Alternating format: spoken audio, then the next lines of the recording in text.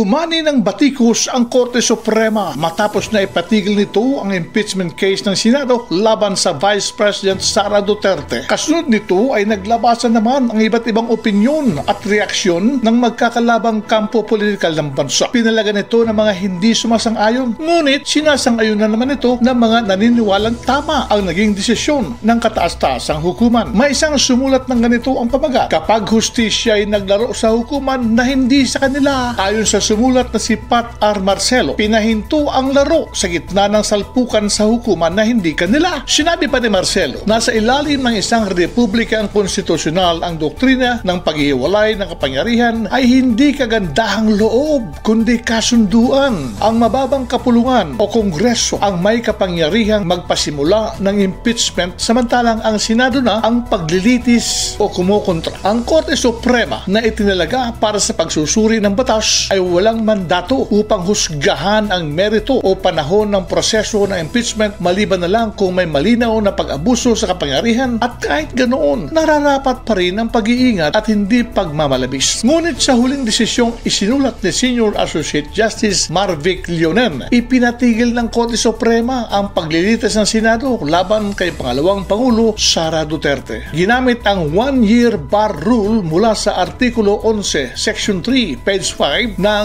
1987 Konstitusyon, kasabay ng alegasyong paglabag sa due process, unconstitutional. Ang pagbabaliktad ng prinsipyo ay tila isinulat hindi upang itama kundi itago. Isinasaad sa Artikulo 11, Section 3, page 4, kapag may isang ikatlo on 1/3 ng mga kasapi ng mababang kapulungan ang lumagda sa reklamo, dapat agad maglitis ang Senado. Artikulo 11, Section 3, 5 page, hindi dapat magpasimula higit sa isang impeachment sa loob ng isang taon. Subalit muling binago ng Korte Suprema ang kahulugan ng pagsisimula upang ito'y maging hadlang. Pangwakas na pananagutan, lalong hindi kanila. Kapag ang Korte Suprema ang nagpasya sa larong hindi kanila at ang legal na propesyon ay nanonood na lamang sa gilid, ang saligang batas ay hindi proteksyon kundi entablado ng pagtataksil. Samantala, sa isang sulat naman na nagpapaliwanag din sa naging desisyon ng Korte Suprema, sinabi ng retiradong general ng Armed Forces of the Philippines na ngayon ay isa na ring abogado sa katauhan ni Attorney Joselito Kakilala, ang Korte Suprema ang huling arbiter ng anumang konstitusyonal o legal na katanungan para sa katatagan ng ating bansa. Nababahala ako na ang mga retiradong Associate Justice ng Korte Suprema ay gumawa ng salungat na komento tungkol sa desisyon ng impeachment case laban kay Vice President Sara Duterte ay labag sa konstitusyon. Ito ay isang itinatag na prinsipyo ng isang Korte Suprema ng NBank ay maaaring baligtarin, baguhin o amyendahan ng isang konstitusyonal o legal na issue na naunang napagdesisyonan ng anuman o alinman sa desisyon ng NBank o divisyon. Ang prosesong ito ay mahalaga para sa pagbibigay ng kalinawan sa interpretasyon, pagwabasto sa mga tila malalabang desisyon at pagtiyak ng pagtugon sa mga kontemporaryong issue sa mga desisyon ng Korte Suprema. Marami sa ating mga kababayan ang madaling paniwalain at madaling mamanipula ng mga pahayag ng mga pinagpipitaganan at retirado mga Associate Justice ng Korte Suprema na sumisira sa integridad, kakayahan at karunungan ng kasalukuyang mga maestrado na nagmumungkahi na sila ay nakadepende sa nakalipas na administrasyon. Ito ay maaaring magresulta sa kaguluhan at anarkiya kung ito ay makakakuha ng atraksyon. Dapat nating panindigan ang pinarangalan na simulain na ang Korte Suprema bilang huling tagapamagitan ng anumang usapin sa konstitusyon o legal ay dapat manatiling buo sa lahat ng mga gastos para sa katatagan ng ating bansa. Ang kanilang mga paninindigan